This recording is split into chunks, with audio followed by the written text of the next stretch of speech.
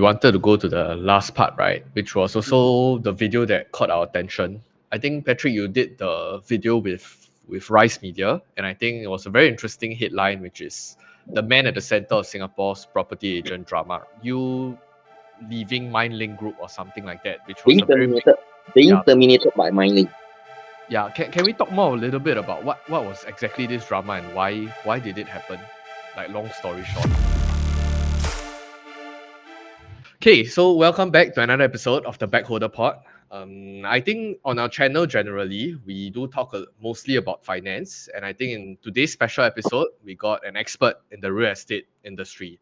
I know we have constantly been talking about BTO prices, insurance agent, real estate agents, and stuff like that. So today we got one of the more popular real estate agents that are making waves on TikTok, and even recently, one of his interview with Rice Media actually blew up. I think it got like 150,000 views. So I think specifically, maybe before we even kickstart this entire discussion, right? Maybe Patrick, you want to give a quick introduction about yourself and maybe Homeseller, which is your company itself. Hi guys, I'm Patrick from Homeseller. We help HDB owner to sell their HDB for 1,999 and condo for 4,999. And recently we launched our landed for 9,999. So it's a fixed fee model compared to the traditional 2% agent. So the saving can be anywhere from 10,000 to even 100K above, depending on the selling price. Actually, can I, before we go into the entire discussion, right, Patrick, maybe I just want to understand your thought process back then. Was that because there's a unspoken rule, right, in the industry that most of them charge 2%? Why did you come up with this idea of a fixed fee model? Okay, I was a police officer when I was 18, year 2000, until 2010, I decided to resign. Then I started a lot of business. So fast forward to 2019 when I started Homeseller. Okay, I was a part-time property agent in year 2010 lah. So I dabble in a few of the agent work, but I am not familiar with. End of the day, I closed a few deals, but I am still not familiar with how the whole thing works for real estate agent, and no one guide us along. Okay, so everything is very blur one. They will just say you take the listing, you post on back then is the Straits Time ads, you know, those small ads and Property Guru, and then the thing will just sell. But nobody teach us how to be a real agent. Okay, so end up I go and dabble in other businesses. So fast forward 2019, I come back into this real estate industry, and I tell myself, okay, this time around let's be more 脚踏实地, let's be more down to earth. I say 1 month if I can close 3 to 4 deals at the price of 1,999, I will have an income of 6 to 8,000. I think I'm happy. I can feed my family. So end of the day, that's how I actually started Homeseller, without thinking that I can scale to where I am today. Just checking, how big is your team right now? Plus my admin, I think I have around 14 of them. Yeah, plus my admin, backend admin. You say agent, I think I got 7 of them. Yeah. Can I know, like, this type of models, right? Like charging a flat fee, right? Is this the only one that you are doing this, or there are other agents that apply the same kind of model? Actually, this fixed fee model, a lot of agents they have tried. It's just that they are not very, how to say, they are not seen online, so they come and go. And also because the big agency, they don't allow their agent to publicize anything lesser than 2%. This is a known secret. They will stop the marketing for all these. Any of the big agency, their agent want to come and publicize fixed fee or lower than 2%, they don't allow. Because why? It will affect the rest of their agent. So you say the more prominent one, you know, I don't mind naming them lah. So it will be Mr. Bole, you know, prop seller, they charge 1%. Oh, my home last time start at 12888, but now they charge 1% also, because it's a well-known secret. They have been losing money from day one, even at the price of 288, and they do a tier commission. Then now we have the new entrant smart seller. Yeah, so even we're more 0%. So everybody have their own model to operate. So for us, 1,999, we have not changed since 2019. Okay, in the Rice video, you mentioned before that you started 10 businesses, of which you said 8 failed. Just curious, what are the businesses that fail and the 2 that survive?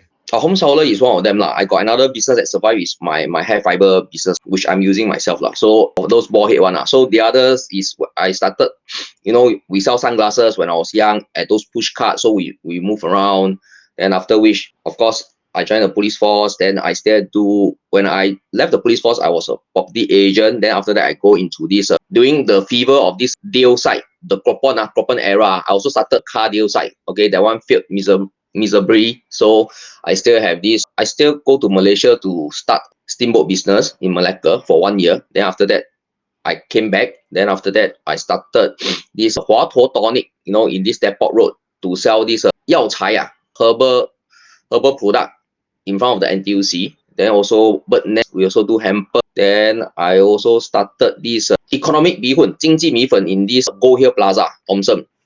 Then I also started a hair salon right before the COVID, and I ended it 3 months after the COVID. Wow. Yeah, so these are all the businesses that I started. Actually, Practically, I started almost everything. So I also have been a taxi driver before. And there's one more business. I do a delivery for those, when you go to hawker to tapao all the eatery, all the food utensils, the tapao box, the white color box, all these, I deliver to the whole Singapore. So these are the business I done before. Is it really tough doing all this business? Yes, because all business I enter into, I do not have knowledge of how to do it. But I have no choice because I have no education. I'm only a 3O level. I only have 3O level. Any job I go to, they're going to pay me 1,000 plus. I cannot survive one. If you understand how the job market works, 3O level, don't talk about 1,000 plus. Nobody want to hire me. What can I do? I have no choice. I have to just keep on going into trying new business. As long as I think it can do, I try lor. But you're also quite daring, as in new industry to you.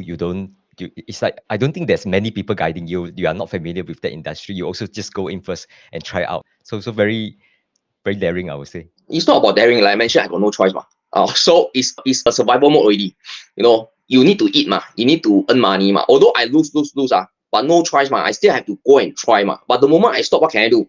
Either I really become a full-time taxi driver, or back then, taxi driver have to be 30 years old some more. So before that, I can't even be a taxi driver.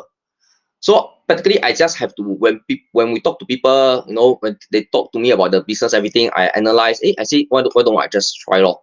So these are the options that I have. So I will say that when you use the word daring, I won't say that. But if I have an option, I think if I have a backup plan, I got a degree, most likely, I think after the first 2 failed business, I will go back to all these trade.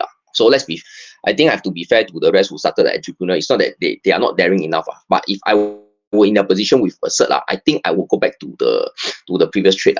I still think you're pretty daring because recently I watched this video, right? I can't remember which one was it, but it was on YouTube. They were interviewing the IT students. So they're asking them, what is your ideal salary? What is the salary you think you can get? So I didn't watch for the whole video, but the first one, he said that he guessed that when he come out, he will earn about 1,500. That's his estimate. And then the person asked him, Singapore, 1,500 still have. So he asked him, you think that's enough? Then the student replied, my expenses is $600. So I think I grind it out, I still can get to like 5,000-6,000 after a while. So I mean, there are also people who are okay with starting with 1,000 plus, and they just grind all the way until they reach the salary that they feel that they can sustain. But for you, you actually, immediately say, no, 1,000 plus cannot make it. I'm gonna go and set up all the businesses. So yeah. I got 2 kids. I have other expenses. I got a house, I got kids. Back then I still got car. So you ask me 1,000 baht to survive. Can't even survive on the car. So just the kids alone, not enough one. 1,000 plus now don't have I don't think so You go to hawker center, everywhere they pay 3,000 plus salary. You still have work 5-day work week. Right? I think 2,000 is starting from anywhere you can find. Even Haidilao, their worker are getting 3,000 to 4,000. So I think 1,000 plus in today's society, if you are really working on that, I think you have to brush up your knowledge. You do any job, I think you can get more than that. Patrick, just now you mentioned you work as a taxi driver, delivery, all these jobs, right? Don't those income be more stable as compared to when you started this property agent business? Because property agent business, you need a whole list of sellers or buyers to even start earning money. But for those taxi drivers, those are fixed income kind of thing. No, not fixed income, but as long as you drive around, you pick up people, you straight away earn money. Whereas that's why I started the taxi driver. Because I was still I still have the business at this shop front at this depot road selling the herbal. So I started a taxi driver because why? The income is in cash. And I need the money to pay my worker. Sounds ridiculous, right? I was losing money, the business is losing money. So I need immediate cash. So that is why I started the taxi driver. But I do agree with you, it's a fixed income. I was earning 5 to 6,000. But do you know my working hour? 5 a.m. I started, very diligent one, 5 a.m. to 12 p.m. Then I go back and sleep. Still knock out one because too tired already. Then from 5 p.m. I will drive until midnight, consecutive for 3 months. So after that, I start to realize, morning I wake up, I don't see my children. At night I go back, I don't see my children. Practically every day I don't see my children, just to earn that 5 to 6,000. And I tell myself, I don't want to live this life for the rest of my life. That's why after 3 months, I managed to pay off my worker, everything. I started to think of other business to do. And taxi driver is the most easy job, but also the most tiring job. Practically, I cannot take a break in between one. So that is the reason why after I do for 3 months, I stop. But it's stable. But if you want to earn 6,000, it's not advisable. I think it will damage your body. You want to earn a decent driving taxi, I would say 8 hours, part-time mentality, you earn 3 to 4,000, I think can. But you want to feed a family, I think tough, very tough. Okay, So shall how we? do you transition from starting your own business to become a property agent? And especially this whole fixed commission, right? Because there's not the norm in the industry. So how do you like transition from all those into this fixed fee? Back then, when you want to become a property agent, like today, I talk like you're a property agent. Hey, you want to join me or not? We can just join like that. There's no CA. So that is how easy to enter. And that is also go to the Bobian Act. I got no choice. This is the only option for me back then also. With no education, what can I do? Real estate don't need license. So that is the one of the reasons. So although I'm part-time all the way, but luckily I did keep my license. I went to refresh my this CA course, everything. So I still managed to keep. So when I decided to return back to the real estate industry in 2019, I still can restart my this real estate career. Actually, So, since yeah, you can say. yeah, I think since we are on this topic of like Homeseller, right, which is your property business, right? I think you did mention in one of the video that was quite contentious in a way where there is two main groups of ideas here, lah. Meaning I think you are in the camp where you said that staging and even doing videos. I think there are quite a lot of popular agencies out there that pride themselves in doing promotional videos, right? Before they launch the marketing for the property itself. Like you think that it's not important, or you don't think that it's key to selling the property itself. Maybe you just wanted to pick your brains on this idea. There is a famous leader ever said behind closed door, if Singaporean know property in Singapore sell by themselves, especially HDB, agent have no more job. Why? Last time there's no video but property still sell via all the these marketing portals, Straits Time, but now no more Straits Time already. Nobody posts all these advertisement already. Now practically it's all on Property Guru, 99.co, all these famous one. So why does these videos come about? Why does 360 come about? Why does home staging come about? You have to understand, every agent are their individual boss. So every agent, even we are in the same agency, even you are my friend, we can be fighting for the same seller. So how to outshine each other? That's where all the videos come about. Where do I market? Everybody market on the same portals. So there's no difference. I want 2%, you want 2%. So have to see this seller like who. But if I tell the seller, now I got this, I market on all this portal, same as the rest of the agent, I still got video. So I stand out. Then you pay me 2%. So everybody start to do video. People start to think again. Okay, now we have this 360 plus video. So owner start to have option. Then come the home staging. So you have to understand, when they come out with all these additional features, does it actually help to sell the house? The answer is no. So why again? Simple one. I've sold so many houses. I've sold $15 million HDB. One of them being a record in Singapore. 1.288 mil, executive mentioned it in Mylink. That was back in 2022, not even now. It was a record price. It came out in the news. You guys go and Google, I think. I'm not too sure who wrote the article, but they did not mention Homeseller. So they only mentioned 1.288 mil in Mylink. Okay, so that one is sold by me. That one, all my unit is sold without videos, without home staging, all this. In fact, that unit is a vacant unit. So I just give you a very classic example. Today you see this video. First of all, nobody go and search for property in YouTube. Okay, that's for sure. Everybody search on Property Guru and this 99.co. So majority only have photos. You saw a very nice video on this YouTube. The unit is in Pasir Ris. You yourself stay in Jurong. Your parent house in Jurong, your kids' school in Rulang, Jurong. this house is very cheap, very nice, top floor, sea view. Will you go and buy? The answer is no, because your kids is in Jurong ma. You only appreciate the video only. I give you another example. You wanted to buy near your mom house, your kids' school. So now you saw a property listing on Property Guru without video, without photo.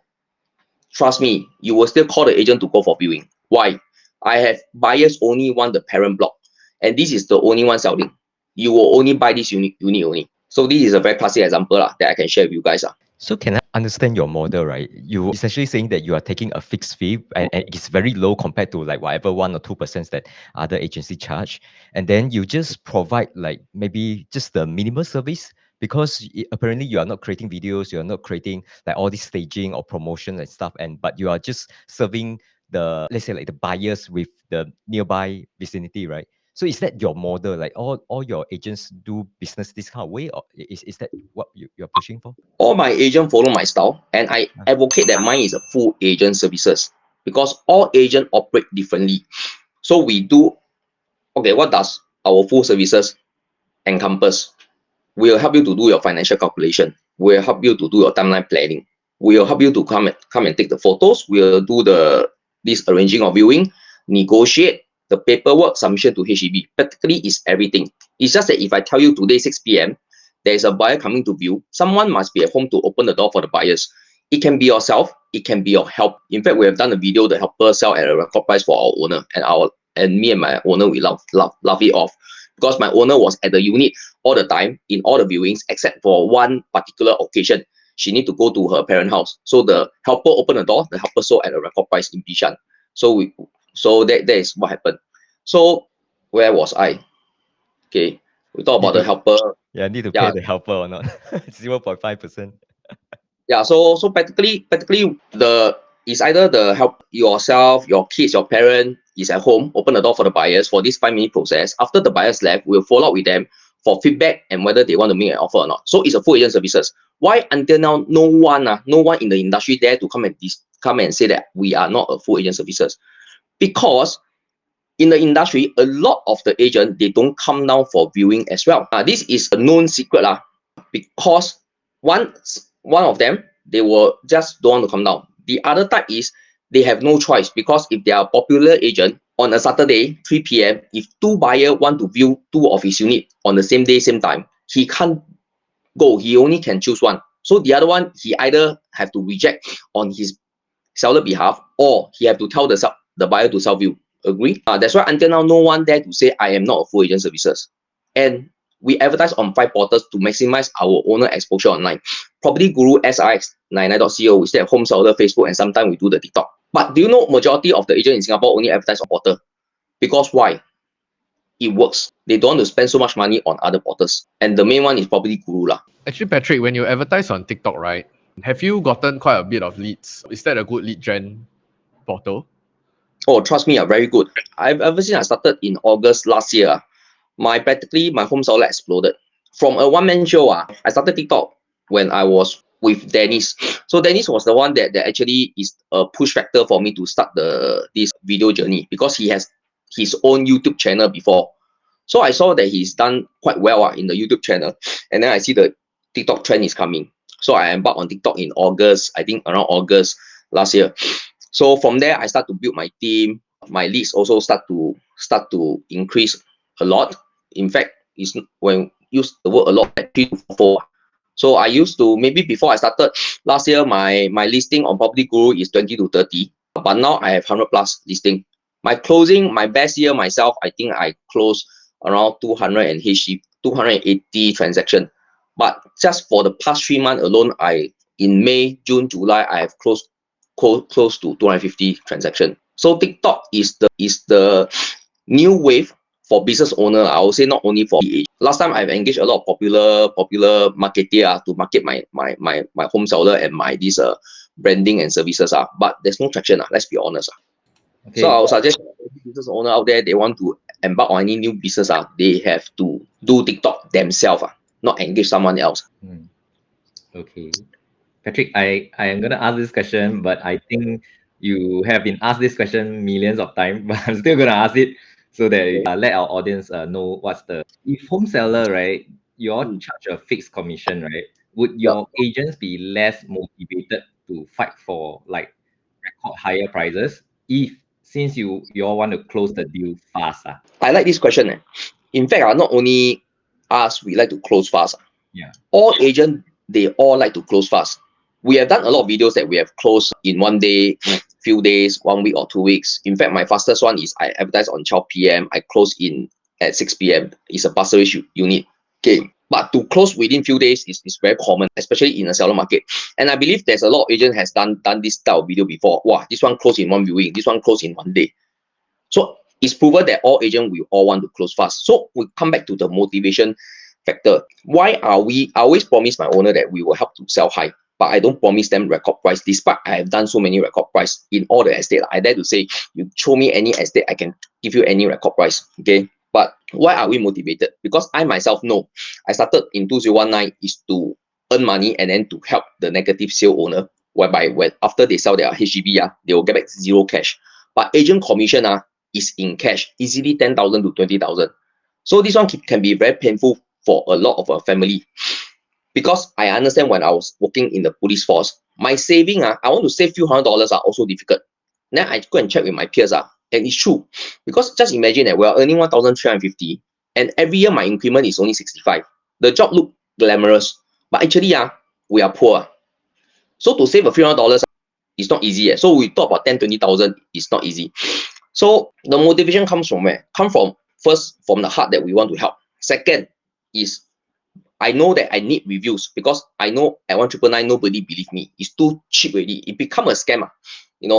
The common thing is cannot be not possible one. Confirm is a scam one, and then they will not help you to sell high one. So I understand all these things. So where can I help to build my own reputation and credential? Via all the reviews. That's why you can see my Facebook and Google reviews. Until now, I have more than 300 plus. It's accumulated since 2019. So it's not overnight I got all these reviews one. So I know I need all these reviews because when we do things online, people will start to research us. They like to read the reviews. So this is where my motivation come from. Then from over the years, from the experience, we know how to negotiate and we know how to get a better price for our seller and buyers.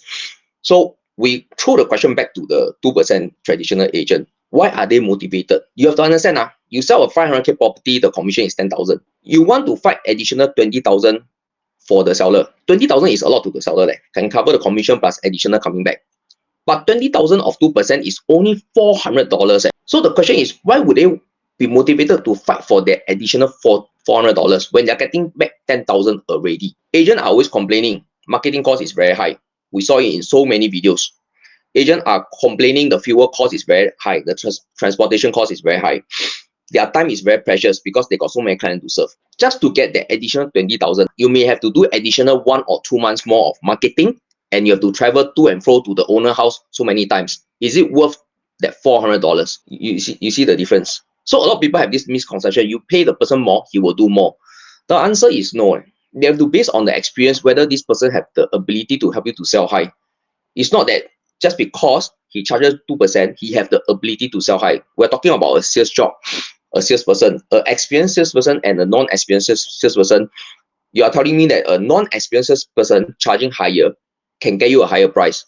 I don't think so, right? That's not how sales work. That's why I always tell my seller and buyer, doesn't matter. Don't bother. We put the fee aside.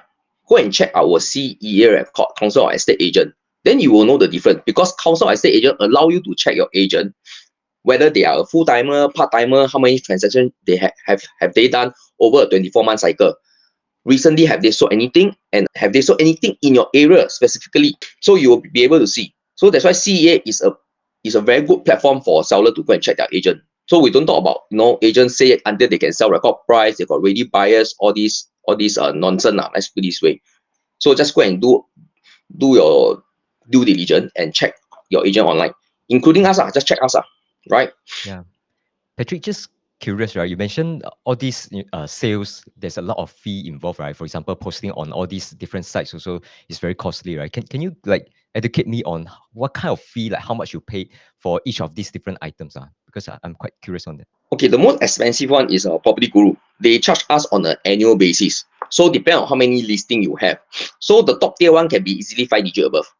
then that exclude refreshing. You know, when you need to refresh the ads, then they have this credit. Then when you run out of credit, you need to buy again. So based on what I'm doing right now, I think I need to, my marketing cost will be easily 20 to 40K under Property Guru, based on the volume I have right now, 100 plus listing. Okay, 99.co, few $1,000. Then I don't calculate the rest. The rest, Facebook, my own account, all these, we don't factor in. So just these two, the main one. So these are the main marketing costs. I actually did a video, but I think I did the video, I harm myself. So I say Property Guru, that time got one agent, famous agent, he did a TikTok video and say that his marketing cost for one unit is 13,400. It's very ridiculous. So I did a TikTok video and say my marketing cost for this unit 60 cents. Because why? I sell fast I sell fast, I don't need to spend what ridiculous review everything I post one unit is only one credit, so it's 60 cents. But after I do the video, after a few months, Property Guru increased this new posting. So they increased to 6 to 10 credits. So now my new listing, every posting have to cost me maybe $4 to maybe even up to $6 to $7. So I did that video is to educate, but I think in return it harm myself. But that is the fact. So I'm just stating the fact. It doesn't cost so much to market a house. I think they also know. So that agent, that particular agent, I caught him on. He said he do the refresh, he will do the turbo boosting, everything. But then you go to his Property Guru account. Property Guru is very transparent. You go to the bottom right on all the listing. You'll be able to see this unit is a refresh within the hour, even the minute or day. So I go and check his 30 plus listing. All of them are 2 to 3 weeks, no refresh, no turbo. So what does that tell you? First of all, he's telling lie.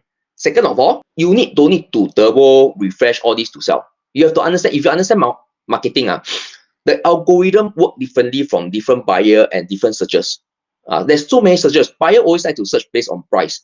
So even you turbo, if your price is not the cheapest, it will not go to the front because the search is based on price alone already. If you understand how it works, the algorithm. So to me, if agent keep on talking about turbo and refresh, then trust me, they don't know anything about selling property. That means they are just telling you, oh, you just need to go Property Guru, you just click the button turbo, unit can sell very fast at record price. Then you go and check their CA, is it true or not? Because it sounds so simple, then they should have a lot of transaction. Okay. So like for home seller, if you guys do not follow the buyers to go for viewings, right, how would you advise them to look up for when going for viewings? Because like let's say new buyers they don't know what to look out for, like the neighbors, the home condition, the west south facing, that kind of thing. Like, do you advise them to look out for this? Sorry, can you repeat? How many of you are property owner? I think Calvin is a property owner. You buy a resale or a BTO? I bought resale. I also bought resale. Simple. Then you understand what I'm saying. Let's say I do not know whether you guys have an agent serving you or not. But when you enter the house, first of all, resale buyer, there's only two types. One is buying near their parents. The other one buying near their kids' school. Okay, a small selection will buy location. That means the prime area one. But the first two are the majority. So buyers already know the surrounding very well. They know what they are going to buy. So come to the unit itself. I have this statement that say, when the buyer always buy based on emotion, the moment they step into the house will tell them whether this house is suitable for them or not. You don't need an agent to be around. The facing east, north, east, south, west, all these the moment you step into the house you don't even I tell you it's a west facing the buyer will buy, because why? The house already tell them this house is suitable for them. If the house is not suitable, even I give you a lay long price you will not buy one. So do you need an agent to be around to tell you look to the left this one is a living room, look to the right this one is a dining hall? Singapore property is just so small only. You know, you glance one through you see everything already. You guys are resale buyer. Do you agree with what I said? Yeah, it's true that I mean, especially HDBs, they are quite standard. 4 room, 5 rooms, you can see the size your eye can see. I think that's no problem. But sometimes as a buyer, right, they also want someone to tell them what are the things to look out for. For example, like let's say I view like 3 units, right? I can't be, like doing all the deep research for all these 3. I hope that someone is there to just tell me, oh, the nearest NTUC is like 100 meter away. The nearest bus stop is there. How many nearest bus stops? This kind of things is like, we hope someone to kind of like give that service. I mean, it's a bit like feeling of entitled. But we hope that someone is there to service. But let's say the one that opened the door is the maid, right? Then it's like, should I ask the maid like where's the nearest school and so on, right? So I think that's In all honesty, first of all, majority of the one that help to open the door one is the owner. So owner are always the best seller of their own unit because they know everything. That's number one. Number two, your question about walking to NUC, how far? In all honesty, I never encountered this kind of question from the buyers. Because like I mentioned, they know already. Usually a buyer, you as a resale buyer, you don't only go and look at the house, you will walk the surrounding one. So you know the answer yourself, why do you still need people to give you the answer? But the common question asked by the buyer is what? Okay, why the owner want to sell? Okay, what is the price that the owner is looking at? Why the owner want to sell? The standard question I always tell my owner, you guys are always upgrading to a bigger house, or you want to buy near your kid's school, or you're upgrading to a condo. These are the questions that how you reply. So for the price and extension, if you're not comfortable to answer, just tell them to refer back to the agent. Then they always like to ask, how's your neighbor? This one, no agent can answer for my owner one. In fact, the seller and buyer, they want to talk to themselves and hear what the seller say, because buyer's fear is always buying a long house and buying a house that has a very bad neighbor.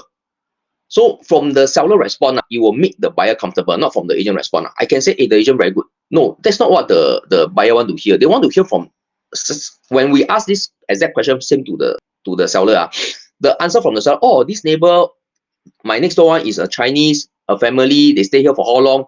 On the right is a Malay family, they stay here for how long? When the seller actually say all this to the buyer feel comfortable because it's very genuine. It's not like trying to bluff them. So you see how it goes.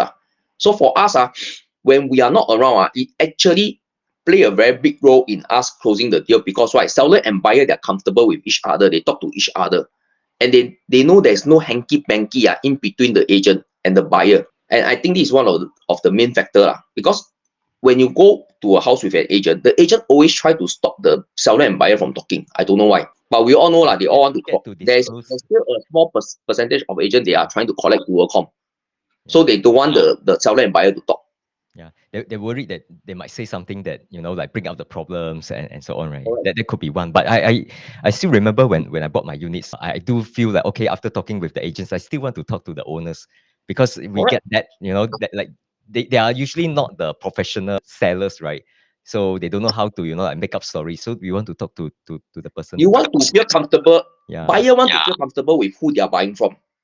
So by talking to the seller themselves, they are comfortable. I think that is one of the pushing factor. Why are we able to close so many deals also? Because we are so transparent, and seller and buyer, they are very comfortable with us. Yeah, we don't play trick with the seller or buyer. Oh, Patrick, I just want to share my experience, right? When I bought this resale, right, I didn't have contact with the seller herself. It's only the agent. So what happened was the agent keep on trying to say, oh, you buy at this good price, then the seller will let you reno early, because it takes 3 months or something to process the thing. So you say, oh, we'll let you, because vacant unit, that's what they claim. And they say, oh, let you reno early, you can move in earlier and all that. Then because I was DIY buyer, I say, oh, okay, that sounds good, reasonable. Then after that, sign already, right, at HDB. Then they say, oh, cannot reno yet, because the brother still staying there, and then got all his stuff inside the house. Then they refuse to evacuate the place. Then I went to ask around, most people say there's nothing much you can do about it. You call police also no point, even though you officially signed the thing. So they say, this one the agent just say only but after that 没有兑现啦. So they just like, you guys just listen you all buy based on you like the unit definitely, but because you don't have the proper black and white. So anything for us, we are so transparent. We do not have any complaints so far. Why? I always tell my agent, before you sign the OTP, collect the 1,000 from this buyer. Our term and condition timeline in black and white already. So that means any dispute come, I got black and white to back us up, including this early renovation one. So we call it, if they allow you to early reno, you need to sign this indemnity form from the seller. Seller must sign to help you to apply the permit from the HDB side. So if they don't do that, they just say only say is you don't know whether the agent say for himself just to close your deal, or the seller actually agree. So all these things, because some seller they are not comfortable with signing all these permit, because the name is still under the seller. So we understand all these things. So we don't overpromise. We only tell you what is right, what is wrong. Then the buyer, you go and make your own decision. So as a DIY buyer, you will have this kind of pitfall. But I think you encountered it before. You know what's going on. So you rather talk to the seller. If seller tell you okay, then of course seller will remember the words.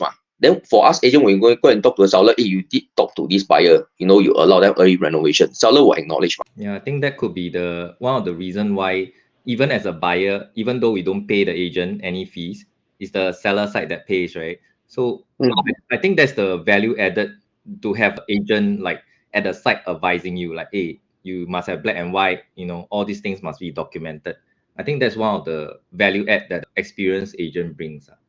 That's why we have DIY buyers come and approach us. They have seen the house, everything, but they still want us to help them in the negotiation and the paperwork. Why? They are just like buying an insurance, like something like your case have happened. How can we prevent all these things from happening? That's why when you do it yourself, DIY buyers, you have this bad encounter. That's why it leaves a bad taste in the real estate industry. All along, all this bad reputation has been lingering around. That's why real estate agent, in all honesty, we do not have good reputation. The trust level is very low because due to all these things. Because all agents, they operate differently. Even the big agency, they got 10 over 1,000 agents, but all their agents are independent. Everybody provide different services, so it's not like 一致one. But Homeseller agent, we are all the same. So you go to whichever agent that I appoint them with you, you will get the same services. The marketing will be the same. We advertise on 5 platforms. The services that we render to you, we promise you, are all the same. So that is the difference between us and them. We work as a team. So they are all quite independent. Patrick, what are the common dishonest behavior that you see among the agents? Can you share some stories that, I mean, the common one? Or stuff that we probably don't know? Over-representation, or like what your Eric encounter, you know, they overpromise just to push the deal across. After that, they will just forget everything, or they'll just say, oh no, I never promise you that. I just say maybe can, you know. This is one of them. Dual com is very common right now. It's still common, in all honesty. So one agent cannot last time agent can collect dual com, but after CA form, you cannot collect dual com. So how they go and do this? So when you go to a seller house, you suddenly see 2 agents and you're a DIY buyer, you will know that this agent most likely they are trying to collect dual com. That means they get their partner to go and collect the dual com. So this is still one of the quite common thing that is happening. Yeah. What do you mean by dual com? That means they want to collect from the seller and buyer. Like you, Eric, you are a DIY buyer. So I have 2 agents. One is so-called we are partner, but I will be serving the seller. So when I know you're a DIY buyer, I pull you aside. I say, hey, Mr. Eric, do you want to engage me and pay me 1% commission? I help you to get a good price for this unit. Then I help you to do all the paperwork, everything. So this is what they are trying to do. Because you're a DIY buyer, you got no one to represent you. I'm not too sure anyone of you have encountered this kind of thing. When you're DIY buyers, they will try to convert you. Okay, the word is to convert. Yeah. But what about situation like staging? Because I know that some stories, right? I know this maybe you're all familiar also. Like agents come to the houses and they help you do some staging, help you turn on the aircon, everything, and then right before the buyer come in, right? They'll just off the aircon and then just, like say, oh, you see this area is very cool even without aircon. These kind of things. Is this very common? Everyone does that? Or do you think that this is really... We always advise our owner to make the buyer comfortable, because in Singapore it's quite hot weather. So if the buyer is not comfortable, they come into the house, they just want to view very fast, then they left, is not very good. So opening the light, opening the aircon is not a bad thing. But buyers, they are not stupid also lah. They can feel it You guys always like to go inside the house, you open the window and feel the breeze. So serious buyers, sometimes they like to go for night viewing and afternoon viewing. As afternoon viewing is to test the weather, whether is it hot or not. Some of my buyers have special requests. They know that you open the aircon already. They say, hey, this one I come afternoon one, can you tell the seller not to open the aircon? So we have this kind of request also. So you can do that. I would say that it's just that we do it because we always advise ourselves to do it, because why? Weather too hot already. Have to make you guys feel comfortable. So at least you can stay inside the house to appreciate the house longer. But so I think standard practice not dishonest Correct. This one is not dishonest This one, yeah, I don't switch on the light. End of the day, you go there so dark, you also can you switch on the light for me? So it's like pre-preparation. This is not considered staging. Staging is when you really go and do up the house, put furniture inside, all these things. Oh, Because to me, right, let's say if you just want to make someone comfortable, you just like turn on the aircon. To me, that's fine. But the one that I mentioned was that they turn on first, blast it out first, just before the buyer come, they turn off and they open the window, and they create a false impression that, you see, without aircon, this place is so comfortable. Trust me, this one you go inside, you will feel whether it's a natural air or it's a cold air. We all know what. Yeah. You won't, like you mentioned, you can talk to me until so detailed. You already know already, Hey, come on, don't bluff me, can or not? You just switch off the aircon, right? But like I mentioned, we are not stupid, correct or not? In your heart, you won't say that to the agent, but you already know the answer already. But this one will definitely leave, you will be thinking, hey, this agent trying too hard, or this agent like not very honest like that. Then your impression of the house will not be good already. Because I always tell my owner, we try not to leave any bad impression for the buyers, because buyers will be viewing 10 to 20 units. We want them to at least put our unit in their top 3 consideration. So all these thing that we don't know, we are not there, So, but we do advise them, just switch on the aircon if you can, or switch on the light, must switch on, definitely. Aircon is up to them, individual. We leave it to the seller. We don't specifically enforce it. Okay, Patrick, do you help your clients to plan for their asset progression? Because this is the value added that a lot of property agents say, right? Come, let me help you. Then they give me some consultation for 3-4 hours. Say sell 1, buy 2, then step up, and all these things. You guys are property owner, so if you have your friends or agent talk to you about asset progression, all I can tell you, I'm also a property owner. Okay, I also want to own multiple property. But how can we own multiple property when we have no money, when we have no means to pay the mortgage? When we want to talk about asset progression, I think one of you guys have, I think Bunti, right? You have mentioned the bank can loan me 1 million doesn't mean I can afford to buy the house. I like this statement because it's true. If most of the agent, they like to do asset progression, why? I advise you, if I can psycho you to sell 1, buy 2, then out of the 2, you'll be staying in 1, you'll be renting 1. That means 1 customer I managed to psycho, I get you 4 deal. I get 4 deal. If one of you are buying a new launch, that means what? I'll be easily earning 50K to 100K just from 1 customer. So 1 year, I just need to get 1 or 2 customers as such. But they don't bother whether you can afford or not. Because why? They base on what Bunti has said. The bank will, based on your 2 income, 13,000, actually the 2 of you can loan up to 2 million plus 1. You can decouple and then buy 2 property. But are you guys comfortable with the monthly mortgage of maybe, now 1 million loan, 3% for 30 years is 4,002. Recently, I just do a case. So that means you are going into a 2 million plus property, two of you. You have to uptake a loan of 8K plus. The bank say you can loan, but your income only 13K plus. Are you guys comfortable or not? So asset progression, if you guys are not even familiar how it works and you just take on all this huge debt, you will just become a mortgage slave to yourself for the next 25 to 30 years. And we all know, I myself started work at the age of 18. I changed so many jobs, and during the time when I have no job, even at 1,000 plus monthly mortgage payment, it's very hard on me. I have to go and squeeze and find the money just to make the monthly mortgage. Because for bank, 3 months you don't make the payment, they will sure cancel your loan and ask you to make immediate payment. They are not as lenient as HDB. So asset progression is just a fanciful term. Right now, no more asset progression. They don't dare to tell you to sell 1 buy 2. So they tell you buy 1 expensive one, then they tell you asset, then they tell you forced saving. So you have to understand all this term is created by agent themselves. But end of the day, you want to play property, first of all, you must have very deep pocket. Okay, you must have this, you must be able to sustain it during a downtrend, to hold the property for at least 10 to 15 years, to wait for the next uptrend. If you are not comfortable with all these, then why are we talking about asset progression? You got no money, let's don't talk about asset progression, waste of time. That's why we can advise you. I can share with you how to do it. But end of the day, you got no money, also no point. So I always advise the consumer, buy within your means, number 1. Second, go and think of how you can increase your income. Then we can talk about property investment, asset progression. If not, there's so many people sharing how you can do it. You can do co-living, you can take the earning from the co-living, go and rent a landed. Okay, there's a few famous practitioners, they are advising that. Yeah, but you need to earn. You must be able to sustain via your main income first. So it's not that we don't do. We do have. Dennis, he himself, my partner Dennis, he owned a landed under trust. Under trust means what? Have to fully pay one. He also owned multiple property. He owned 2 condos in Singapore. I think one of them he's recently sold. Then he still hold 1. Then he still own 4 property in China. So you want to talk about asset progression, you want to talk to who? You want to talk to the person that actually has done the work, has done it before, rather than, they just learn it from their senior or they learn it from the classroom. Dennis can tell you exactly the pitfall, what to look out for, because he has done it, he owned it already. So you guys agree? When you say own the landed under a trust, right? What's the benefit of putting a property in a trust, like rather than owning it under your name? To put it bluntly, why Dennis put it under a trust is because it's not to avoid the ABSD. They need to pay additional ABSD, but they don't want to, so they just put it under a trust under the kid's name.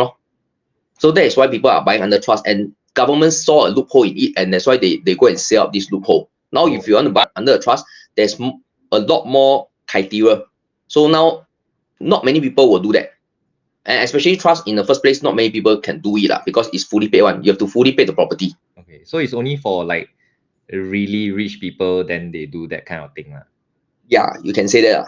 Your money it's not about whether you can loan already or not. You earn 20-30K, you also cannot buy a property fully paid. We are talking $1 million property. His property is 3 million plus when you buy. So who got this kind of money? Maybe can you introduce Dennis to us? Yeah, of course, in all the TikTok channel. That's why I say, if you want to really talk about asset progression, you talk to the person that has done it. Yeah. Not talk to a random agent that, he do have the knowledge, but have he done it? Does he know the pitfall? Does he know the pro and the cons? The actual pro and the cons, rather than you just talk from the book. It's two different things. Actually, maybe we wanted to go to the last part, right? Which was also the video that caught our attention. I think, Patrick, you did the video with Rice Media, and I think it was a very interesting headline, which is the man at the center of Singapore's property agent drama, right? Yeah. We did a bit of our research, and then I think even on the Homeseller TikTok account, I think earlier this year, there was this release, I think, about you leaving Mylink group or something like that, which was being terminated by Mylink. Yeah, can we talk more a little bit about what was exactly this drama and why did it happen?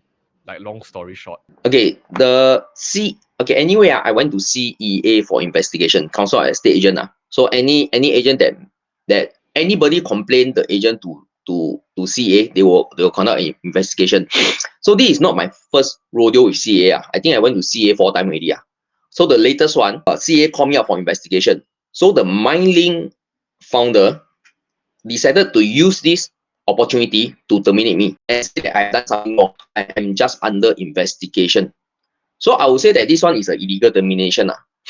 But since he decided to take the move, then the best part is he terminated me and he announced it on social media. So I need to come out and say something. I cannot be framed in such a way. So I think if you want to know the juicy part is let's put it bluntly, he want to take over my branding or the founder of Mylink, he wanted to take over my branding. Okay, this one is behind the scene, nobody actually know one. So he want to take over my branding. He actually spoke to Dennis and then had planned for Dennis to take over all my accounts and then just operate as he is. But Dennis is not stupid. First of all, the brand Homeseller belongs to me. And if he want to really listen to this Mylink boss and take over my branding, then he will be thinking that this is not right. He will be seen as a traitor. So Dennis don't want to be labeled in such a way. Let's put it this way. So we also have good rapport. Dennis has told me everything.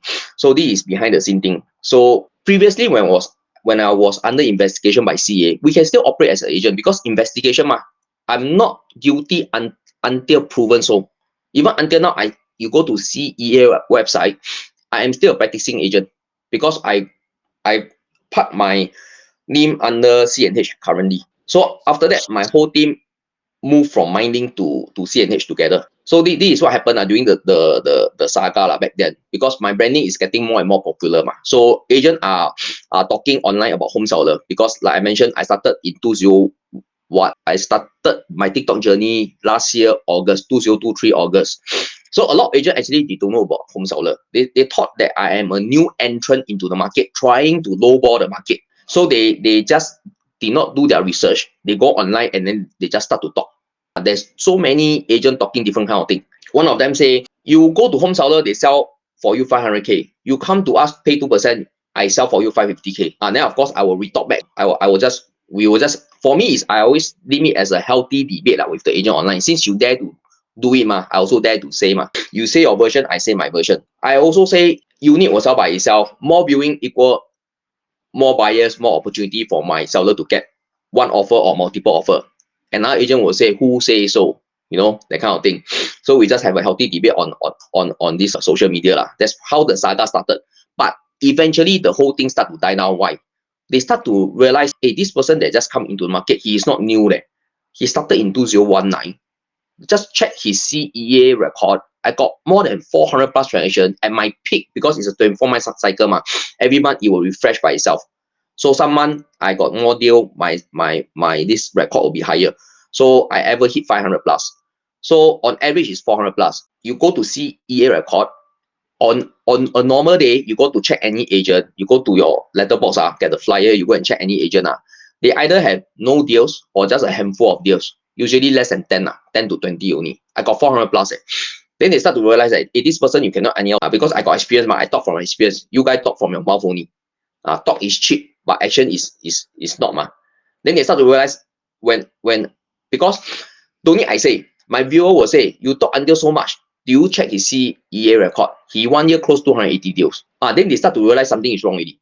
That's why you see now market no agent really dare to come and talk about home seller because they know no matter how you talk, consumer are not stupid. They do their own research. They know, hey, you are just talking rubbish because you got no credential at all. So now my viewers, they are talking on behalf of for me. I don't need to even go and argue with them. Yeah, I think our group here, we are not so familiar with this saga. I mean, our audience probably also not that aware because we cover mostly, you know, like stock investment, REIT investment, and so on, right? So can you give a little bit of background, like what was your connection with Mylink in the past, and then why the relationship turned sour?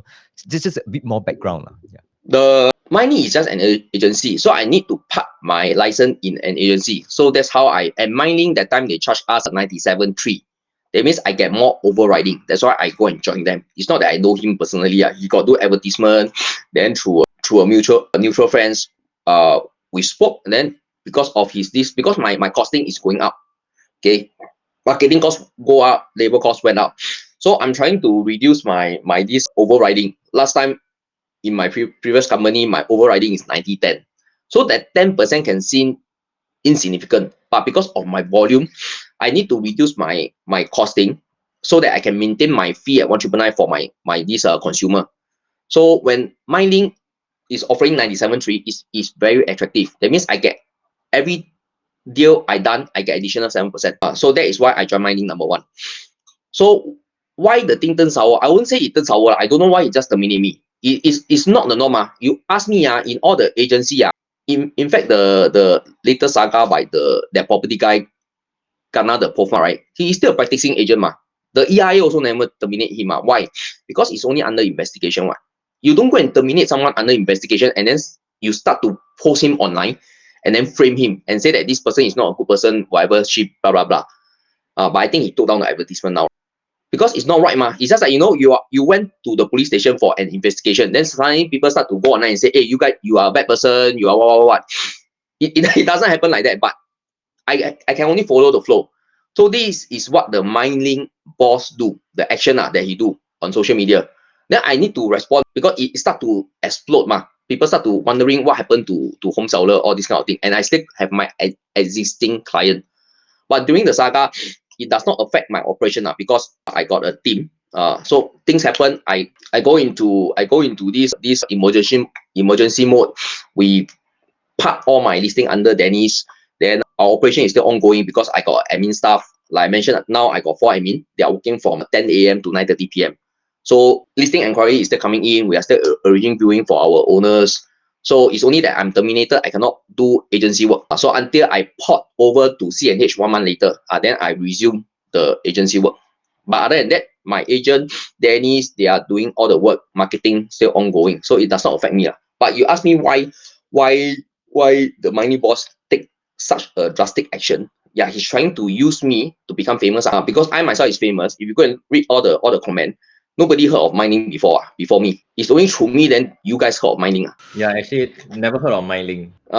So but he wants to be famous, then we let him be famous. So that's how he become famous. Right. Actually, Patrick, so for you know, when you say that you go for investigation or like CEA, like you went on the rodeo with them for 4 times, right? I will presume that there are definitely, like, I guess, got people that lodge complaint or there's records on their end that somebody lodged something against you, right? And after the investigation is done, and like this is not first time, so there are multiple rounds, right? Will there not be any action being taken against the person that lodged? Meaning today I random guy in the market, I can randomly just go and lodge a complaint and nothing will happen to me.